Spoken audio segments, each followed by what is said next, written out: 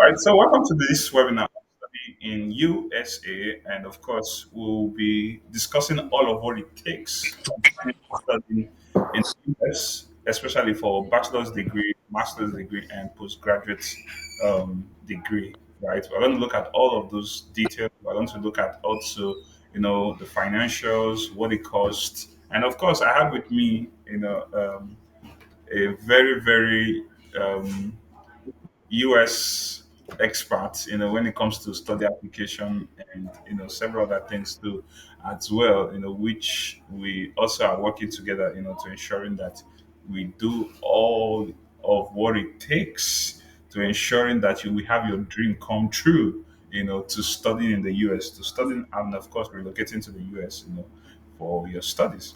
Now, we're going to start now, and the webinar we actually have scheduled the webinar for 30 minutes at least, but it could go a little bit beyond. But we're looking at 30 minutes, okay? And Nanya, so when you speak, right, you're going to, you really will have to give us concise information, so that we can really not make it too long, but very, very concise and give the comprehensive information, that we need to capture, concerning that. And another important thing also we look at too, maybe the question and answer session. If you have any questions, you can ask your questions, and we can answer to those questions. Very emphatic, very, very, give a very detailed response on your question, so that to helping you know what to do, in your application. All right, so that's it for now from me. Okay, we're gonna get to um, so Nonya, I'm gonna leave it to you now so that you can continue from here. All right. Yeah, Thank thank you very much. Lee. Good afternoon, everyone. My name is Noe Glory. So I specifically handle the US market. So I'll be walking you through generally on everything you need to know about the US. So just please need like a minute to share my screen.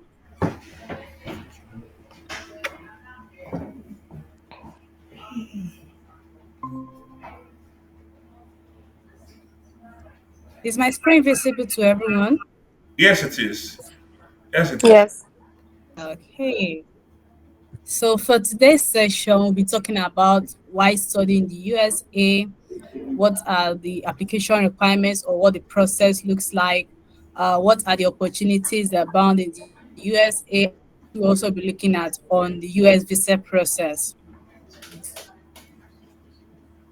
So why study in the USA? So why would you as an international student want to study in the USA? What have you heard so that will prompt you to study in the USA? So one of the reasons there is the US is actually known for having a world-renowned academic system.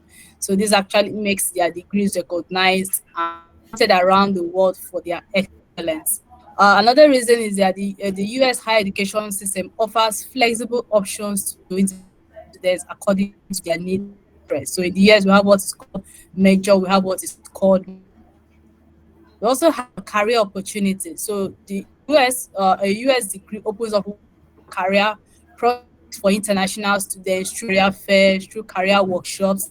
So now at the end of the day, at the end of your studies, you have been able to build your professional network. Another thing here is research and training opportunities. So US universities offer research and training opportunities to international students at the graduate level.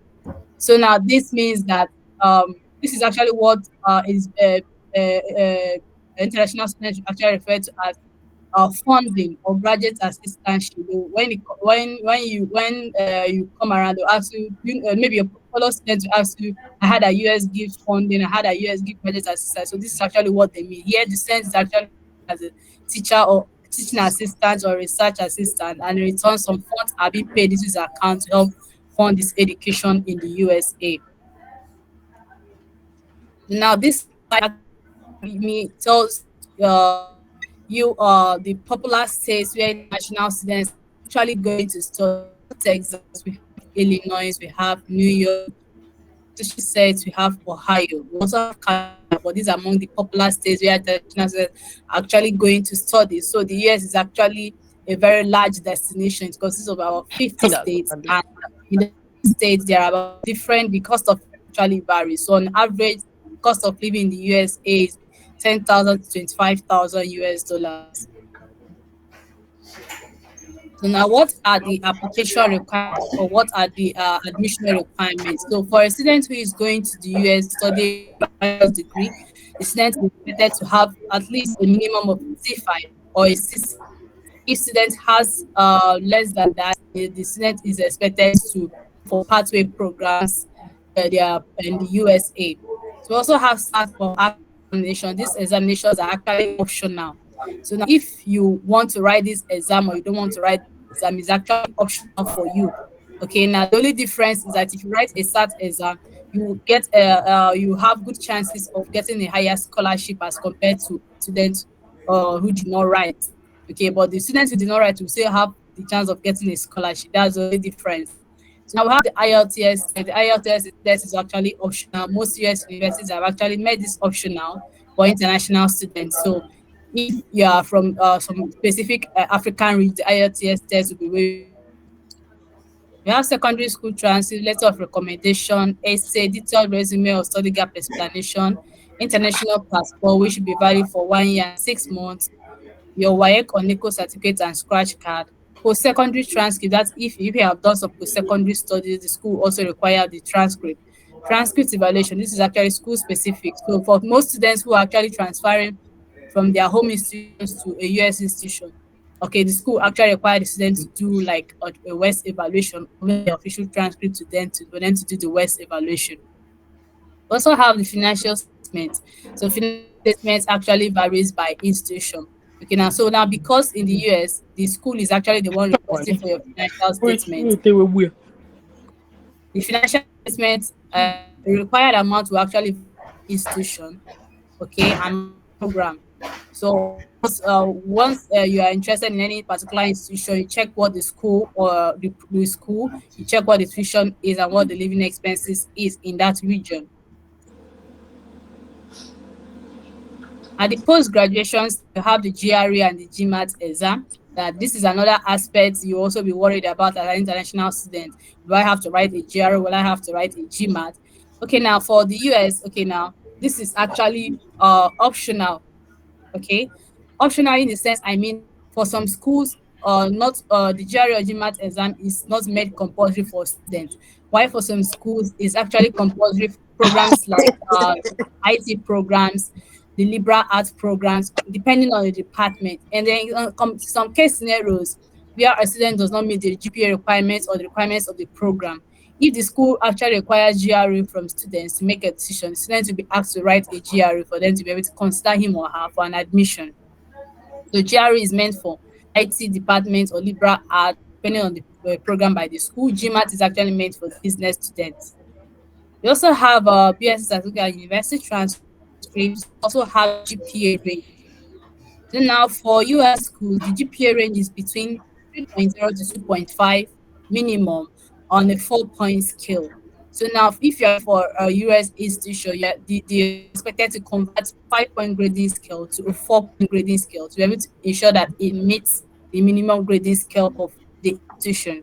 We also have recommendation letters, personal statements, West evaluation, detailed resumes, West evaluation, this act so of when it comes to West evaluation, not all US schools actually have West evaluation. So you don't actually get scared that, oh, I don't want to do a West evaluation, I don't want to do. Most schools do not actually request. The reason for doing this is to expedite application process.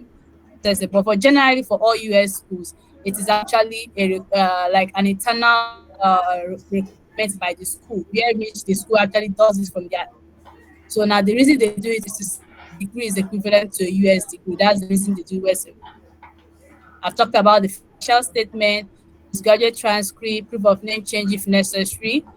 International passport varies by the school. So now what are the documents the students need to get an I-20? If after you must have gotten an offer letter and you need an I-20 from the school to apply for visa, the school actually required to provide your bank statement, which is actually issued to you within the last 6 months, savings account statement accepted by all schools. An approved letter also in generally accepted by all schools. Current account is accepted by all schools. Fixed deposit account is not accepted by all schools as well. For the schools that accept students, you have to provide a letter from the stating that the money in the account will be liquidated within 24 hours. So that's the only condition for the school that we accept a fixed deposit. We also have affidavit of support form, international passport, and I-20 requirements. Every school requires students to fill a form.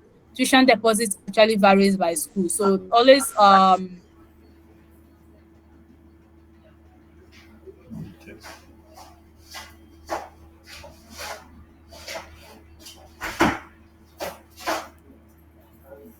Nonya, can you hear us? We can't hear you.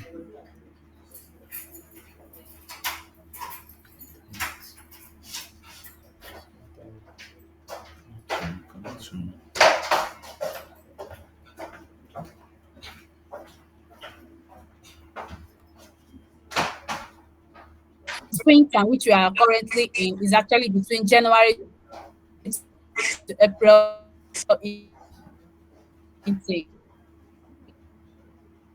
Time it is actually May to 6. Okay, so we can't see your screen. These are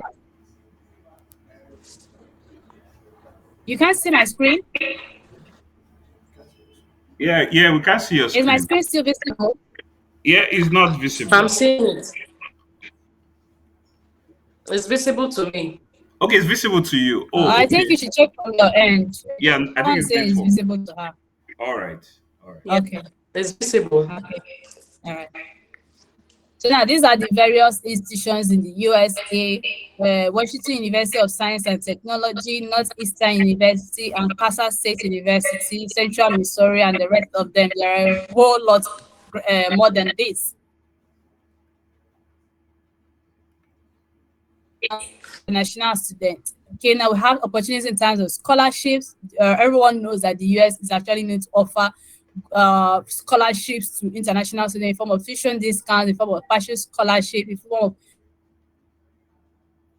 of fully funded scholarship. You also have a course option. So the applying to the US actually gives you an option to choose a varieties of programs. Okay, not just even choosing a program. Giving during I talked about the flexible system of their education system is very flexible enough, which allows you to explore various fields in your department.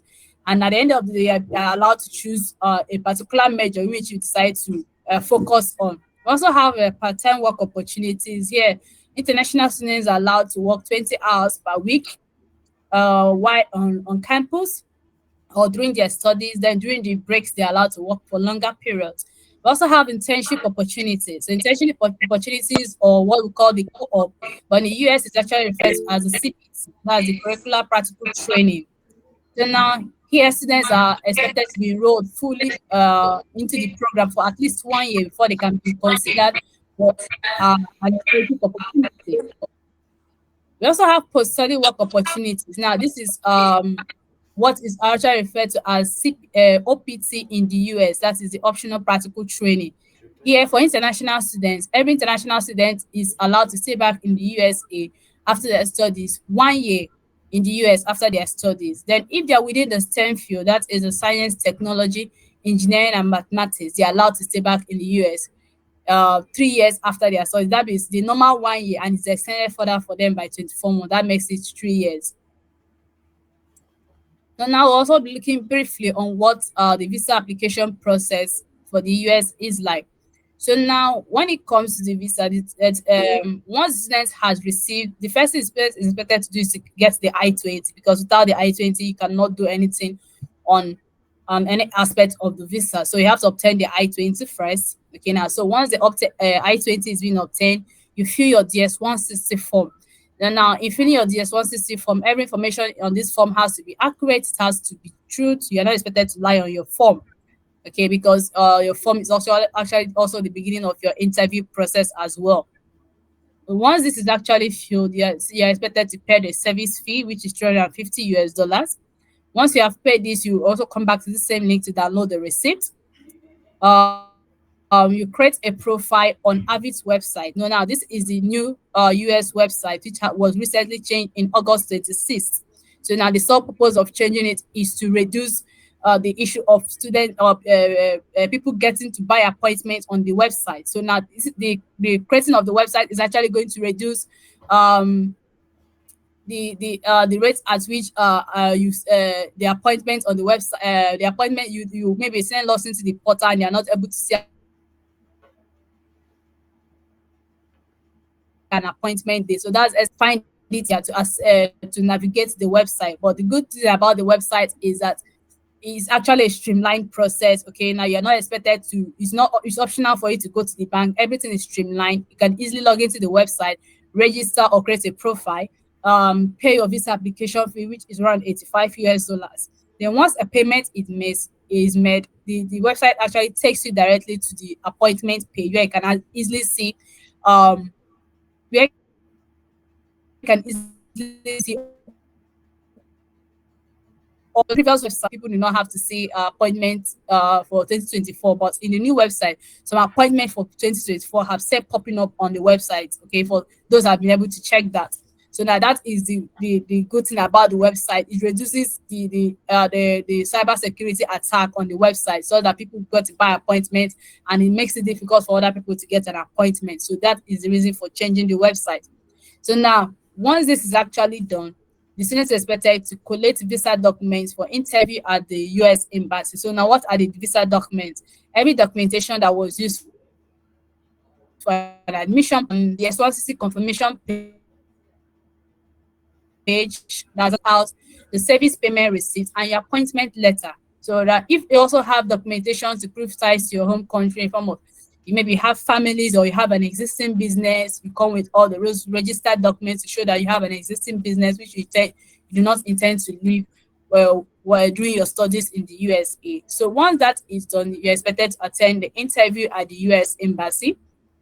And once a decision has been made, your international passport will be kept and returned to you within 3 to 5 working days. So these are basically everything you need to know on the admission process and the visa process. So if you have any questions, you could kindly put that in the chat box. I'll be able to answer all your questions. All right, wonderful. All right, wonderful. Welcome. Thank you so much. Thank you so much, Nanya. Thank you for the um, the exposition you've given us on this process. Now, of course, I know some of us would have questions, and we're going to take up questions right now. Okay, and also I think also some certain things that we can also do at this time too. I could just want to maybe ask you one or two things that could bring a clarity on some certain things that you've mentioned earlier. So that it can be well analyzed. Because I actually you were really working with time, and it was really beautiful how you really took the presentation. It was so awesome. But before Thank that, you. yeah, before that, I would like to give just some time for some of us to ask our questions, and then we could just go to the next thing. Yeah.